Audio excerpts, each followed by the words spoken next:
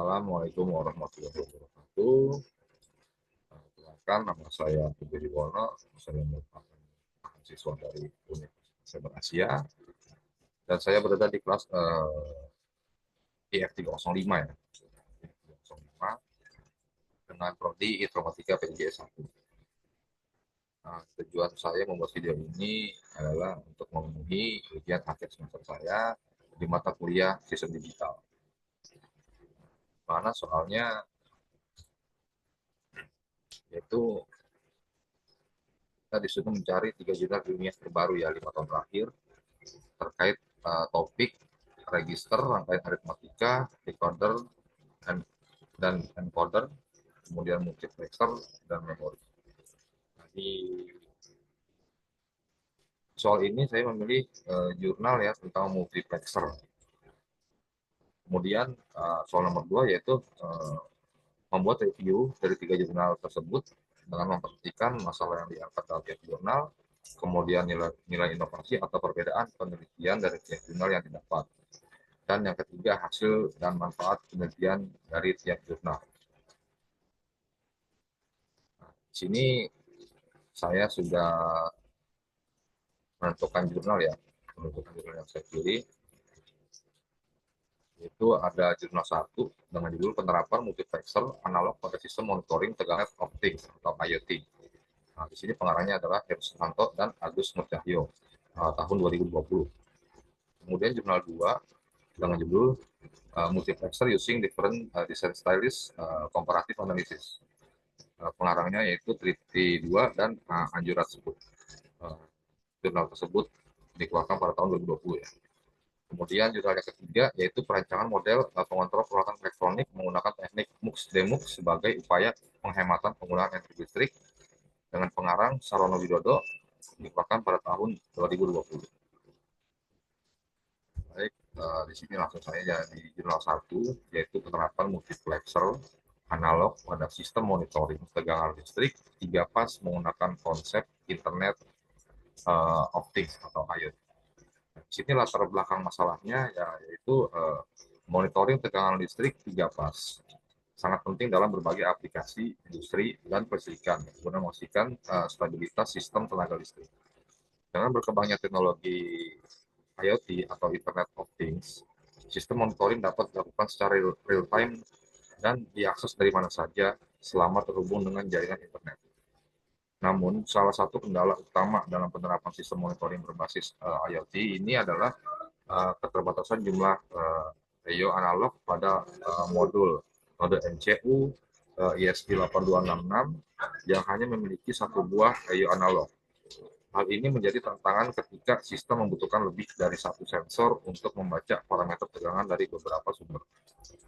Kemudian untuk mengatasi keterbatasan ini, diperlukan solusi yang dapat memperluas IO analog tanpa mengorbankan kinerja sistem. Salah satu pendekatan yang digunakan dalam penelitian ini adalah penerapan multiplexer analog IC CD4051 yang memungkinkan node MCU menerima data dari beberapa sensor analog secara bergantian. Kemudian nilai inovasi. Penelitian ini menghadirkan solusi inovatif dalam pengembangan sistem monitoring tegangan listrik 3 pas berbasis IoT dengan menggunakan multiplexer analog IC CD4051.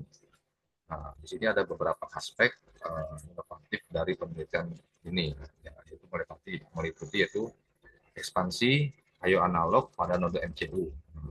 Dengan menerapkan IC CD4051, sistem dapat menerima data dari 3 sensor tegangan AC secara bergantian dan mengatasi keterbatasan satu IO analog pada node MCU. Nah, kemudian yang kedua yaitu integrasi dengan IoT atau ThinkSpeak. Data hasil pengukuran tegangan ditampilkan secara real time pada LCD 16x2 dan diunggah ke web server ThinkSpeak yang memungkinkan pemantauan jarak jauh. Kemudian yang ketiga yaitu kombinasi sensor tegangan AC dan multiplexer analog. Nah, sistem ini menggunakan sensor tegangan AC 3 pas dengan transformator, step down, dan dioda untuk mengonversi sinyal AC menjadi sinyal DC yang dapat diolah oleh node MCU. Kemudian yang keempat yaitu penggunaan MQTT client untuk komunikasi data. Data dari sistem dikirim ke ThingSpeak menggunakan protokol MQTT, kemudian memastikan pengiriman data yang cepat dan efisien. Kemudian dari hasil dan manfaat dari penelitian ini adalah yang pertama yaitu eh, peningkatan efisiensi monitoring tegangan. Nah, sistem ini memungkinkan pemantauan tegangan 3 pas secara bersamaan menggunakan satu node MCU, menghemat sumber daya perangkat keras. Kemudian yang kedua yaitu akurasi pengukuran yang dapat diterima. Nah, meskipun terdapat perbedaan hasil antara alat ukur dan stick atau tegangan pertama yaitu 3%, tegangan kedua 3%, tegangan ketiga 2%. Sistem tetap mampu memberikan data yang cukup akurat untuk keperluan pemantauan. Kemudian yang ketiga yaitu kemudahan implementasi. Desain sistem menggunakan komponen yang mudah diakses seperti IC CD4051, kemudian node MCU, dan sensor tegangan AC, sehingga dapat diterapkan dalam berbagai skenario pemantauan listrik. Kemudian yang terakhir, yang keempat, yaitu dukungan untuk pengembangan lebih lanjut. Nah, sistem ini dapat ditingkatkan dengan menggunakan sensor tambahan, sistem kendali otomatis, atau integrasi dengan AI untuk analisis data lebih lanjut. Kemudian di jurnal kedua ini yaitu multiplexer using different design styles atau comparative analysis. Nah, latar belakang masalah yaitu dalam era teknologi modern, integrasi skala sangat besar FLS atau VLSI, nah menjadi pendekatan utama dalam desain sirkuit terpadu untuk meningkatkan efisiensi daya, area, dan kecepatan operasi perangkat elektronik. Multiplexer atau MUX merupakan komponen esensial dalam sistem komunikasi dan pemrosesan sinyal digital, digunakan untuk mengelola aliran data dari berbagai sumber ke satu jalur keluaran.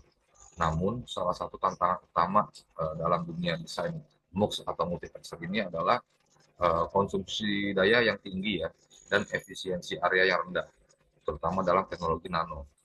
Oleh karena itu, diperlukan studi komparatif terhadap berbagai metode desain multiplexer atau MUX guna mengoptimalkan konsumsi daya serta efisiensi transistor dalam berbagai skenario teknologi. Kemudian dari nilai inovasinya adalah, nah, penelitian ini menawarkan analisis komparatif ya antara tiga pendekatan desain multiplexer 2.1, yaitu transmission gate logic atau TGL, kemudian pass transistor logic atau PTL, dan CMOS logic dengan menggunakan teknologi 45 Nm, 32 Nm, dan 16 Nm.